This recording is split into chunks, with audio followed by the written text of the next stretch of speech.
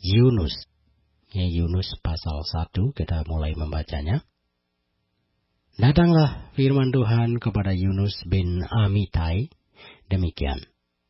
Bangunlah, pergilah ke Niniwe, kota yang besar itu. Berserulah terhadap mereka, karena kejahatannya telah sampai kepadaku. Tetapi Yunus bersiap untuk melarikan diri ke Tarsis, jauh dari hadapan Tuhan.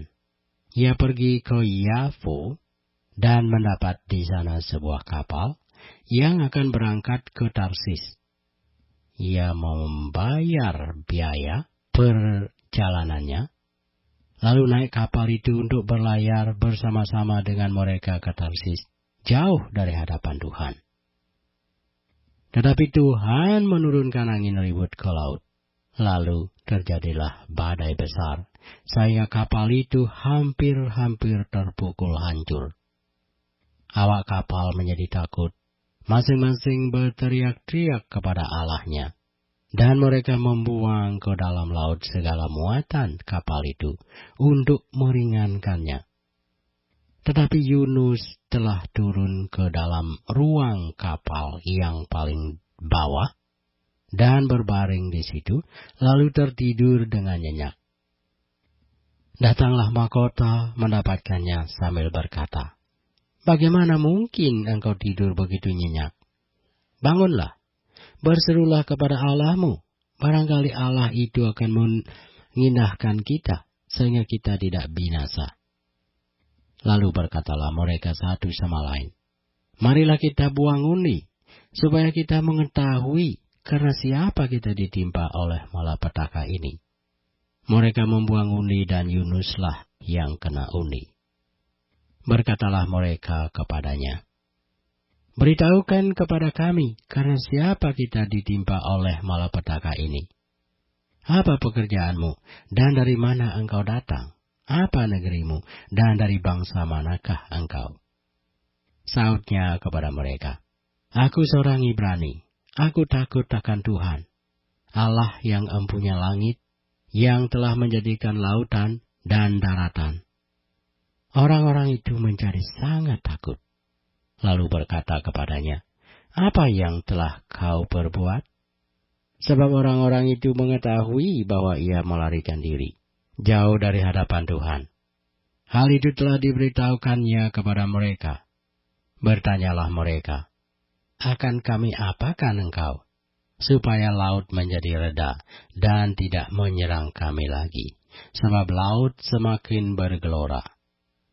Sautnya kepada mereka, "Angkatlah aku, campakkanlah aku ke dalam laut, maka laut akan menjadi reda dan tidak menyerang kamu lagi, sebab aku tahu bahwa karena akulah badai besar ini menyerang kamu."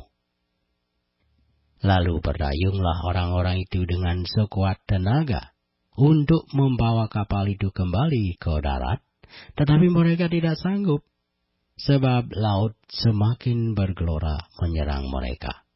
Lalu berserulah mereka kepada Tuhan, katanya, "Ya Tuhan, janganlah kiranya Engkau biarkan kami binasa karena nyawa orang ini. Dan janganlah Engkau tanggungkan kepada kami darah orang yang tidak bersalah. Sebab Engkau, Tuhan, telah berbuat seperti yang Kau kehendaki." Kemudian mereka mengangkat Yunus, lalu mencampakkannya ke dalam laut, dan laut berhenti mengamuk. Orang-orang itu menjadi sangat takut kepada Tuhan, lalu mempersembahkan korban sembelihan bagi Tuhan, serta mengikrarkan nazar. Maka atas penentuan Tuhan, datanglah seekor ikan besar yang menelan Yunus, dan Yunus tinggal di dalam perut ikan itu 3 hari 3 malam lamanya. Yunus pasal 2. Berdoalah Yunus kepada Tuhan, Allahnya, dari dalam perut ikan itu, katanya, "Dalam kesusahanku aku berseru kepada Tuhan, dan Ia menjawab aku. Dari tengah-tengah dunia orang mati aku berteriak, dan Kau dengarkan suaraku." Telah kau lemparkan aku ke tempat yang dalam, ke pusat lautan, lalu aku terangkum oleh arus air. Segala gelora dan gelombangmu melingkupi aku. Dan aku berkata, telah terusir aku dari hadapan matamu. Mungkinkah aku memandang lagi bait-Mu yang kudus? Segala air telah mengepung aku, mengancam nyawaku. Samudra raya merangkum aku, lumut lautan membelit kepalaku. Di dasar gunung-gunung aku tenggelam ke dasar bumi. Pintunya terpalang di belakangku untuk selama-lamanya. Ketika itulah Engkau naikkan nyawaku dari dalam liang kubur.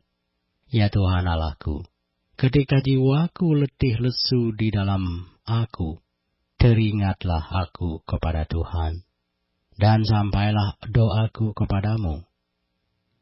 Ke dalam bait-Mu yang kudus, mereka yang berpegang teguh pada berhala kesia-siaan, merekalah yang meninggalkan dunia, yang mengasihi mereka dengan setia. Tetapi aku, dengan ucapan syukur, akan kupersembahkan korban kepadamu. Apa yang kunasarkan akan kubayar. Keselamatan adalah dari Tuhan. Lalu berfirmanlah Tuhan kepada ikan itu, dan ikan itu pun memundahkan Yunus ke darat. Ini adalah Yunus pasal 3. Datanglah firman Tuhan kepada Yunus untuk kedua kalinya, demikian. Bangunlah, pergilah ke Niniwe, kota yang besar itu, dan sampaikanlah kepadanya seruan yang kufirmankan kepadamu. Bersiaplah Yunus, lalu pergi ke Niniwe, sesuai dengan firman Allah. Niniwe adalah sebuah kota yang mengagumkan besarnya, 3 hari perjalanan luasnya.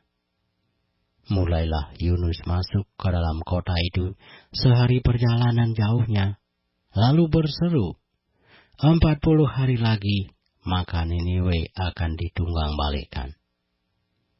Orang Niniwe percaya kepada Allah, lalu mereka mengumumkan puasa. Dan mereka, baik orang dewasa maupun anak-anak, mengenakan kain kabung.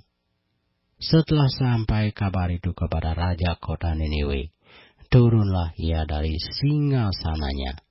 Ditinggalkannya jubahnya, diselubungkannya kain kabung, lalu duduklah ia di abu.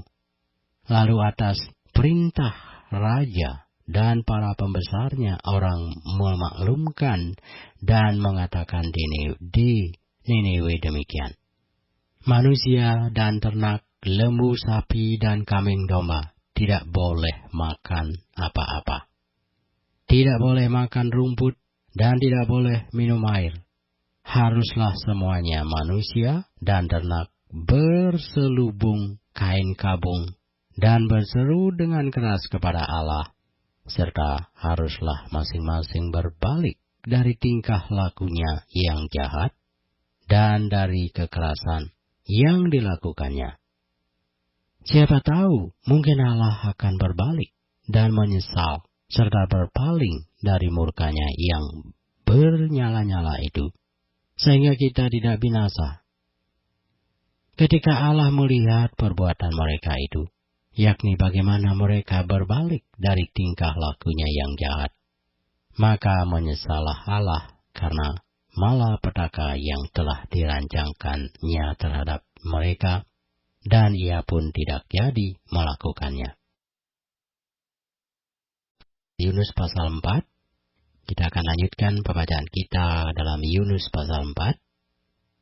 Tetapi hal itu sangat mengesalkan hati Yunus, lalu marahlah ia. Dan berdoalah ia kepada Tuhan, katanya, "Ya Tuhan, bukankah telah kukatakan itu ketika aku masih di negeriku? Itulah sebabnya maka aku dahulu melarikan diri ke Tarsis.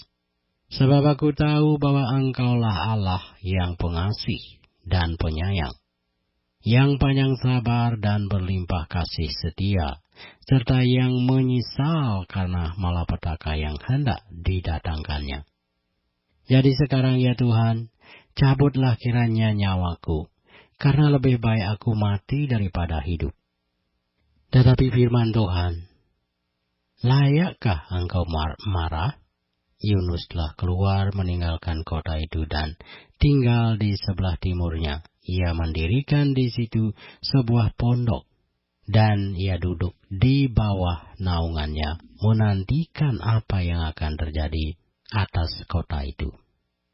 Lalu atas penentuan Tuhan Allah, tumbuhlah sebatang pohon jarak melampaui kepala Yunus untuk menaunginya, agar ia terhibur daripada kekesalan hatinya. Yunus sangat bersukacita karena pohon jarak itu.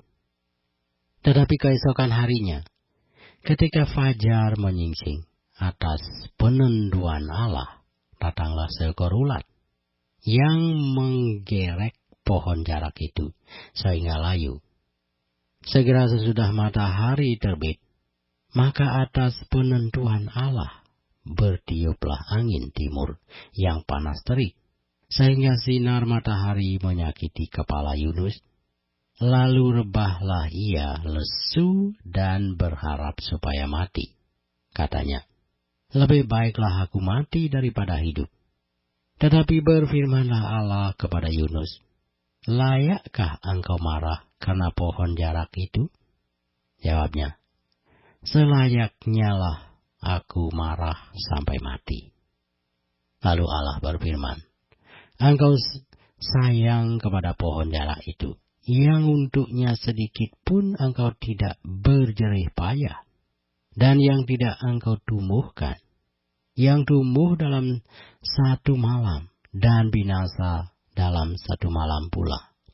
Bagaimana tidak aku akan tak sayang kepada Niniwe, kota yang besar itu, yang berpenduduk lebih dari 120.000 orang, yang semuanya tak tahu membedakan tangan kanan dari tangan kiri, dengan ternaknya yang banyak,